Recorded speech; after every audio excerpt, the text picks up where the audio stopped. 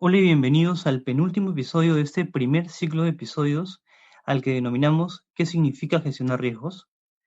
En este podcast hablaremos de contabilidad de coberturas, qué tipos existen, su objetivo, las partidas cubiertas y los instrumentos de cobertura elegibles, y finalizaremos describiendo los criterios para que una cobertura califique como contabilidad de coberturas.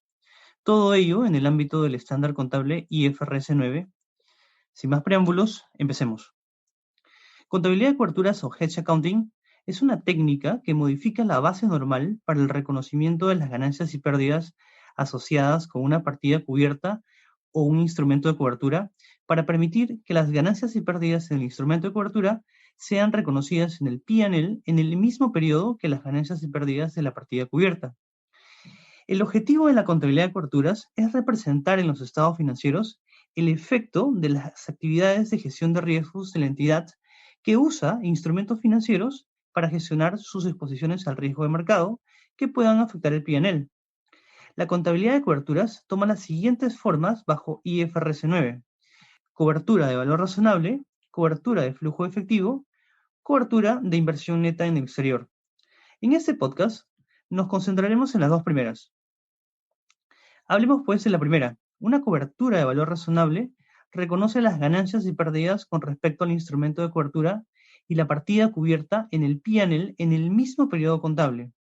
En una cobertura de valor razonable, el objetivo es reducir la exposición a cambios en el fair value de un activo o pasivo ya reconocido en el balance o un compromiso aún no reconocido que es atribuible a un riesgo particular y que puede afectar los resultados de la empresa. Con dicha cobertura se intenta compensar en el estado de resultados el cambio en el fair value del instrumento de cobertura con el cambio en el fair value de la partida cubierta. En cambio, una cobertura de flujo efectivo difiere el reconocimiento de las ganancias y pérdidas con respecto al instrumento de cobertura en la hoja de balance hasta que la partida cubierta afecte el P&L. Una cobertura de flujo efectivo intenta cubrir la exposición a la variación en el cash flow, la cual es atribuible a un riesgo particular de un activo o pasivo o un componente de estos y que puede afectar el estado de resultados. Los cash flow futuros pueden estar relacionados a activos o pasivos existentes, tales como pagos o ingresos de intereses futuros en una deuda a tasa flotante o a una transacción altamente probable. ¿Qué podemos considerar como partidas cubiertas? Los siguientes pueden ser considerados como partidas cubiertas elegibles: un activo o pasivo reconocido o un componente de este, un acuerdo legalmente vinculante a uno reconocido o un componente de este, una transacción futura altamente probable o un componente de esta, una inversión neta en una operación foránea, solo en forma consolidada, un grupo de partidas cubiertas descritas previamente, una exposición agregada, que es una combinación de una exposición que puede calificar como una partida cubierta y un derivado, siempre y cuando la exposición agregada cree una exposición agregada diferente. Ahora, ¿a qué nos referimos con componentes de una partida cubierta elegible? Nos referimos a tres cosas: a una proporción de una partida elegible o grupo de partidas elegibles, siempre que tal designación sea consistente con el objetivo de gestión de riesgo de la entidad.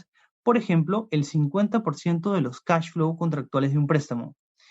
A un componente del riesgo de una partida cubierta elegible o grupo de partidas cubiertas elegibles, la cual comprende menos que el cambio entero en el fair value o en el cash flow de una partida cubierta. Por ejemplo, cubrir únicamente el componente del LIBOR 6 meses de un préstamo con tasa a LIBOR 6 meses más un spread sobre un monto nacional. Un componente de capa de un grupo global de partidas cubiertas únicamente si es separadamente identificable y medida confiablemente, que el objetivo de gestión de riesgos sea cubrir un componente de capa, que las partidas en el grupo global desde el cual la capa es identificada sean expuestas al mismo riesgo. Para una cobertura de partidas existentes, la entidad puede identificar y rastrear el grupo global de partidas desde el cual la capa cubierta es definida. Como ejemplos tenemos una parte de un volumen de transacción monetaria denominada de moneda extranjera.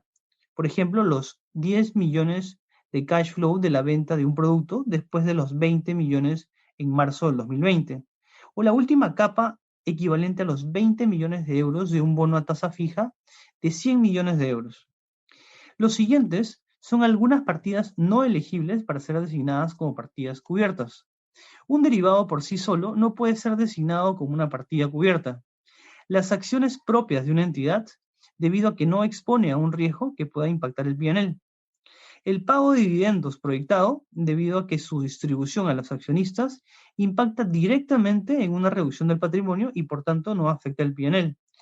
Un compromiso de una firma para adquirir un negocio, excepto por el riesgo cambiario, debido a que otros riesgos, siendo cubiertos, no pueden ser específicamente identificados y medidos. Los siguientes pueden ser considerados como instrumentos de cobertura elegibles. Un derivado que involucra una contraparte externa. El elemento spot de un contrato forward, excluyendo el elemento forward.